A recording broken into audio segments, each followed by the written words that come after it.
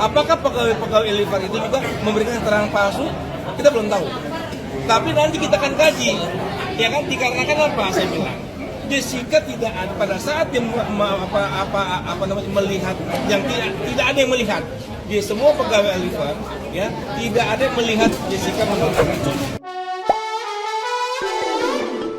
Hola netizen yang tercinta, kasus kopi sianida yang menyeret Jessica Wongso kembali mendapatkan perhatian dari publik belakangan ini. Hal ini membuat tim kuasa hukum semakin bersemangat mengusut tuntas dan mencari keadilan untuk kliennya. Kuasa hukum Jessica Wongso, Hidayat Bustom, menjelaskan bahwa dalam waktu dekat pegawai Cafe Olivier akan diperiksa untuk memastikan benar tidaknya keterangan yang disampaikan pada saat di persidangan 2016 lalu. Sebagaimana ada pasal 242, yakni terkait dengan memberikan keterangan palsu dalam persidangan. Kuasa hukum Jessica Wongso ingin memastikan kebenaran di balik keterangan dari pegawai Cafe Olivier. Namun, pihaknya belum mengetahui apakah pegawai Cafe Olivier memberikan keterangan yang sebenarnya atau keterangan palsu pada saat di persidangan kasus Jessica Wongso. Maka dari itu, Hidayat Bustom menyampaikan akan mengkaji ulang terkait keterangan pegawai Cafe Olivier. Lebih lanjut, Hidayat Bustom menyampaikan bahwa ada kemungkinan pemeriksaan nanti akan berjalan penyidikan dengan memanggil pegawai Cafe Olivier untuk kembali dimintai keterangan.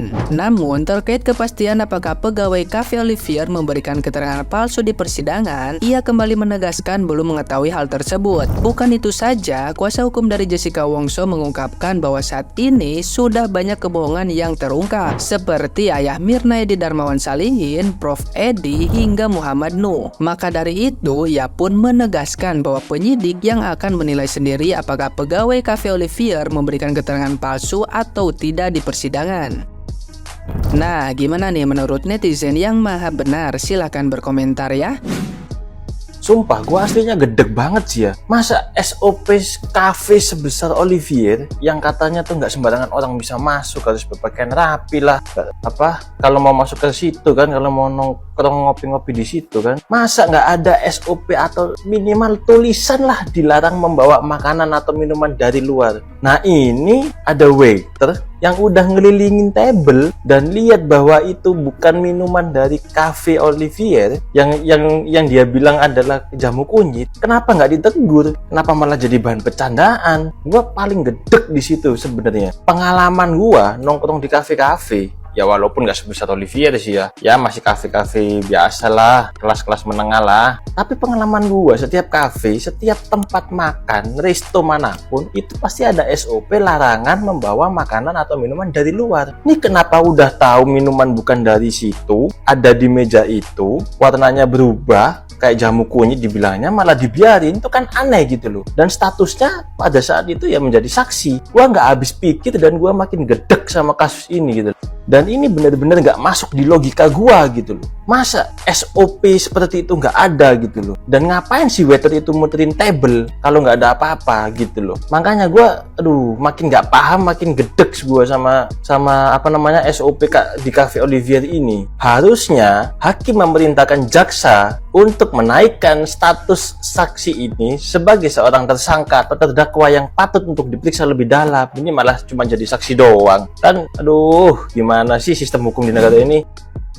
Mbak manajer, kamu tahu dari mana kalau si Jessica itu tidak mau memegang temannya pada saat itu? Kamu nanya, si Jessica, kenapa nggak pegang temannya? Gitu. Di situasi yang panik dan begitu banyaknya manusia pada saat itu, masih sempat-sempatnya kamu berpikir dan mengarah kepada si Jessica pada saat itu. Dalam keadaan panik dan begitu banyaknya pengunjung pada saat itu, kamu masih memperhatikan gestur Jessica dan mengatakan defensif. Kamu tahu nggak apa artinya defensif? Defensif itu enggan mengakui kesalahan sebagai bentuk pertahanan diri. Yang menjadi pertanyaan saya, bisanya pada saat keadaan itu mbaknya langsung bisa mengambil kesimpulan terkait dengan bagaimana keadaan daripada si Jessica pada waktu itu dan apa yang dipikirkan Jessica, dan itu adalah hal yang mencurigakan. Saya nggak yakin pada saat itu kamu berpikiran demikian karena situasi pada saat itu lagi panik. Tentu pada saat itu kamu sebagai manajer memiliki tanggung jawab yang besar terhadap pengunjung yang mengalami musibah. Logikanya sebegitu menurut saya. Yang ianya kamu berkata demikian karena hasil daripada video CCTV yang kamu lihat, sehingga kamu mengambil kesimpulan, berkata-kata, berimprovisasi dengan pendapat kamu yang belum tentu benar itu. Saya tuh heran 1000 heran dengan Rangga. Coba bayangkan, suatu kejadian di mana kejadian itu mungkin yang pertama kali paling heboh dan paling buruk dalam kehidupan dia bisa lupa. Sudah lama banget. Ingat saudaraku yang terkasih, memori itu tidak bisa hilang begitu saja. Apalagi saat kejadian itu Rangga diperiksa polisi, dibawa ke kantor polisi, kemudian dilakukan suatu penekanan, harus begini, harus begitu. Nah setelah itu dibawa ke pengadilan untuk bersaksi. Itu bukan kejadian yang biasa-biasa aja loh. Itu adalah kejadian yang heboh, di mana saat itu hormon dopamin di dalam tubuh kita itu bekerja, khususnya peran sebagai cairan neurotransmitter itu mencatat kejadian-kejadian buruk di dalam memori kita dengan baik. Nggak mungkin lupa ya. Pernah nggak sih kalian mengalami kejadian buruk, kemudian kalian begitu saja lupa, bahkan mungkin seumur hidup kalian nggak pernah lupa. Manakala saat itu hormon dopamin sedang bekerja dan kondisinya stabil.